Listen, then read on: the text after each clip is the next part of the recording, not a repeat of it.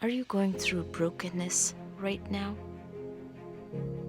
Have you lost happiness in your life? Did you have broken relationship in the past? Maybe it can be in your family, your dear ones. Maybe you lost your business or your job. This one's for you. The Lord is speaking to you right now. I will rebuild you. You will again be happy and dance merrily.